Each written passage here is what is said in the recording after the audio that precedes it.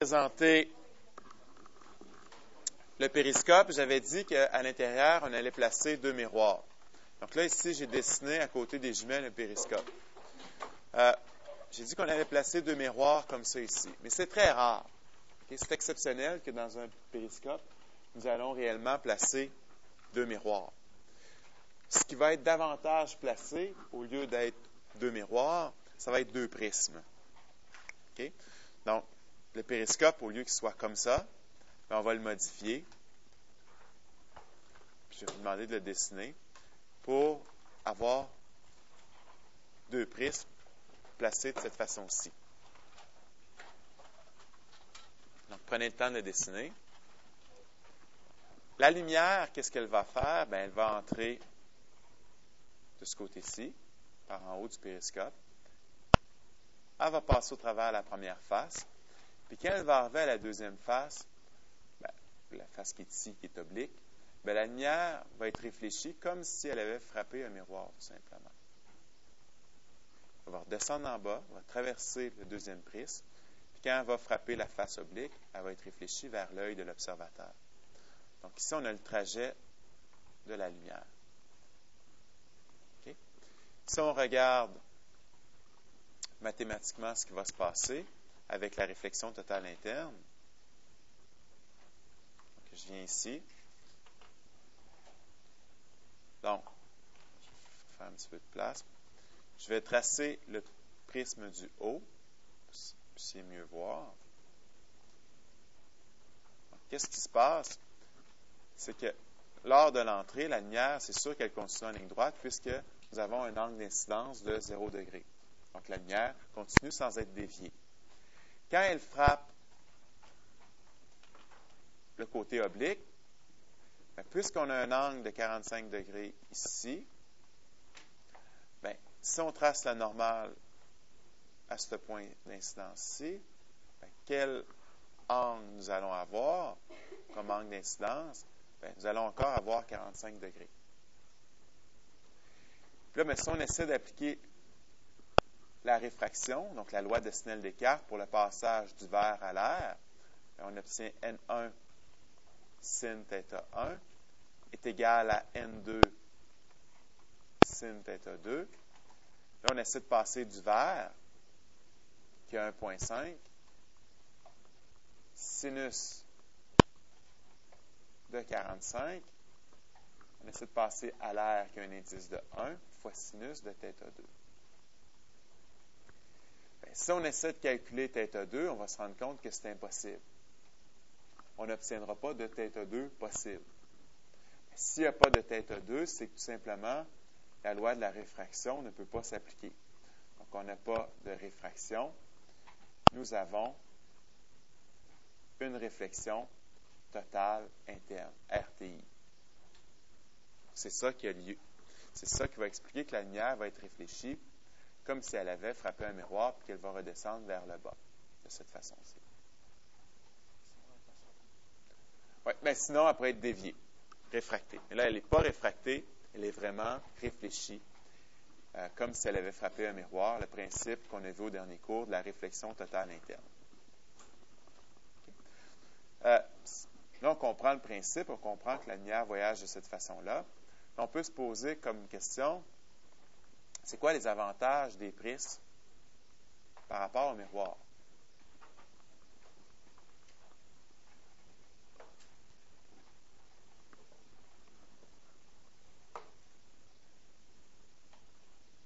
Okay. Donc, par rapport au miroir, pourquoi c'est avantageux d'utiliser les prismes? Il y en a deux principalement. Selon vous, pourquoi ça peut être avantageux d'utiliser? On ne perd pas de lumière, on a une meilleure réflexion.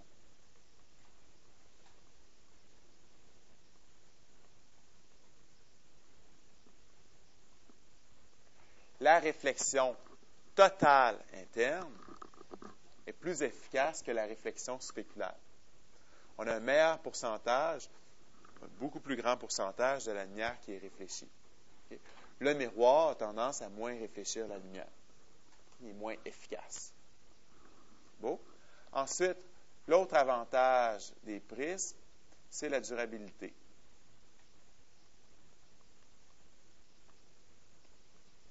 Qu'est-ce qu'il faut comprendre? C'est qu'un miroir, c'est de l'aluminium qui a été placé sur une couche de verre. Avec le temps, l'aluminium va avoir tendance à ternir, à se décoller de la couche de verre. C'est pour ça que si on regarde un très vieux miroir, on voit là, qu'il ne réfléchit pas parfaitement la lumière partout. Okay? Un vieux meuble où est-ce qu'on a un miroir qui est incrusté, on se rend compte que c'est pas super comme réflexion. Puis de plus en plus, le miroir devient gris. Donc, s'il devient gris, c'est qu'il arrête de réfléchir. OK? Vous compris? Donc, c'est pour ça qu'on va utiliser des prismes d'une façon générale dans les instruments en optique au lieu d'utiliser les miroirs. Maintenant, si on regarde la jumelle, donc on a de la lumière qui arrive ici, qui est réfléchie ici, réfléchie, puis qui finit par se ramasser à l'œil. Okay? Donc, on a un trajet qui est très particulier. On va écrire trajet particulier, là, tout simplement. Okay? C'est sûr qu'on aurait pu utiliser des miroirs. On aurait pu utiliser ici, là, au lieu d'utiliser ce qu'on appelle les prismes de Porot, on aurait pu utiliser un miroir, un autre miroir, un autre miroir, un autre miroir, puis ça aurait remplacé les prismes, sauf qu'on aurait eu des désavantages. Okay? On aurait une moins bonne réflexion, puis on aurait une moins bonne durabilité, entre autres. Mais maintenant, pourquoi dans des jumelles, on va avoir ce trajet-là? C'est quoi la raison? Okay? Le trajet qui est particulier, là, il sert à quoi? Il y a quoi comme avantage, ce trajet-là, si particulier qu'on va retrouver dans des jumelles? Agrandir les choses. Qu'est-ce que tu veux dire par là?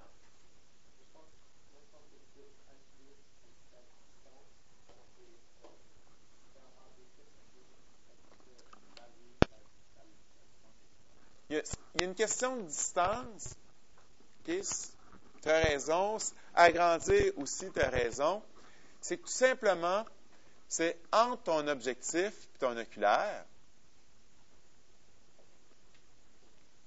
L'oculaire et l'objectif, on a absolument besoin d'une grande distance pour que ça puisse agrandir correctement. Okay? On a besoin d'une grande distance, d'un grand trajet. Okay? Donc, les prismes, qu'est-ce qu'ils vont permettre? Une des choses qu'ils vont permettre, c'est de maintenir un trajet qui est long.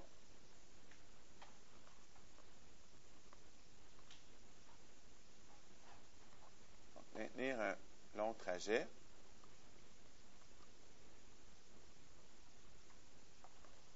Sans allonger l'instrument, ici l'instrument qui est les jumelles. Okay, donc, on a un encombrement de la jumelle qui est petit. Parce que si on n'avait pas ce trajet si particulier, l'objectif devrait être placé beaucoup plus loin. Puis les jumelles, ça ressemblerait plus à quelque chose, là, au lieu d'être court, quelque chose de beaucoup plus long. Ce ne serait pas super pratique. Là, j'exagère là, avec les 2 mètres. Là. Mais vous imaginez quelqu'un avec les jumelles, c'est pas super, ça serait trop long, puis ça ne serait pas pratique comme instrument. OK? Donc ça, c'est un avantage. C'est qu'on a un long trajet entre l'objectif et l'oculaire, sans avoir une jumelle qui est trop encombrante. Un autre avantage. Pourquoi utiliser des prismes de cette façon-là? Puis pourquoi ces prismes-là? Pourquoi ce trajet si particulier? Pas d'idée? Pourquoi les prismes sont utilisés? Pourquoi on a ce trajet-là? Pourquoi c'est fait comme ça, une jumelle? C'est quoi les avantages de ce trajet-là si particulier? Vous avez un autre? L'autre avantage, c'est d'avoir une bonne perception des profondeurs. Okay? C'est avoir une bonne perception des profondeurs.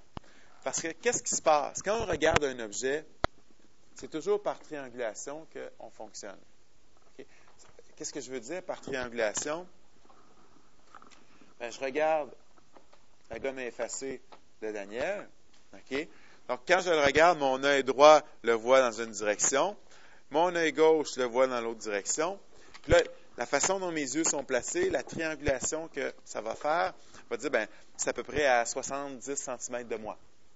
Là, je regarde Daniel, ben, mes yeux ne sont pas placés de la même façon quand je regarde tes yeux, quand je regarde, mettons, ton front, n'importe quoi.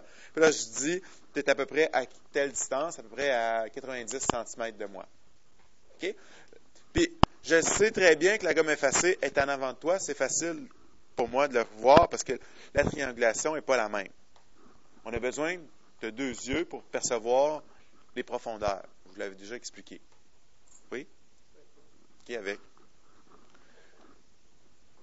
Si on a un objet qui est loin, OK? Là, je me place, puis je regarde deux personnes dans la classe, Véronique et Alexandra. Ben, je regarde, puis là, mes yeux, quand ils font de la triangulation, quand ils vous regardent, c'est pas si évident que ça, savoir c'est qui est plus proche de moi. OK?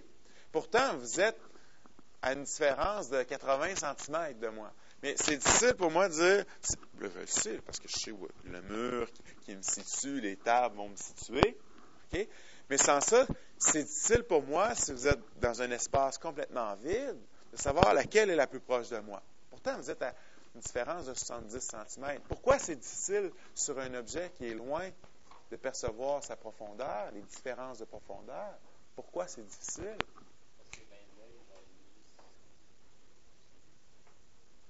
Continue.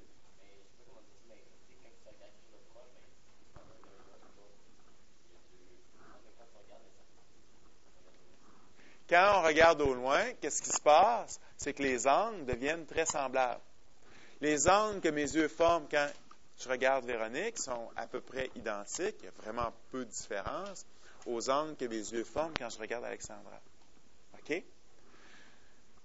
Donc, pourquoi? Ben, c'est que la base du triangle, la distance entre mes deux yeux est trop petite. Donc, qu'est-ce qu'on peut faire? Écarter ses yeux. OK? Ben, physiquement, c'est difficile, mais les objectifs vont le permettre. OK? Donc, c'est pour ça que c'est avantageux d'écarter les objectifs. Donc, c'est une meilleure perception des profondeurs.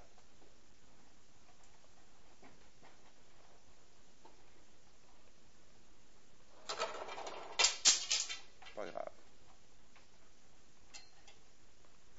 Puis quand on va à la chasse, ben, ça peut être pratique. OK?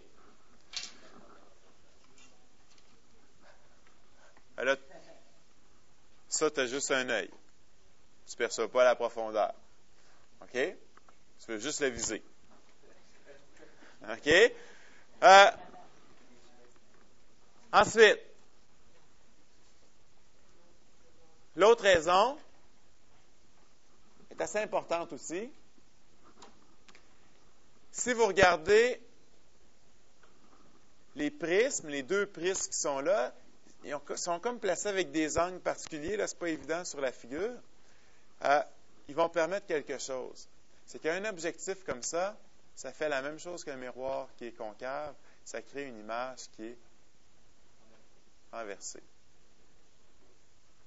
Okay? Et c'est bien pratique, les prismes, la façon dont ils sont placés, parce qu'ils vont permettre de remettre l'image droite. Okay? Petite figure qui vous l'explique, qui est ici. Okay?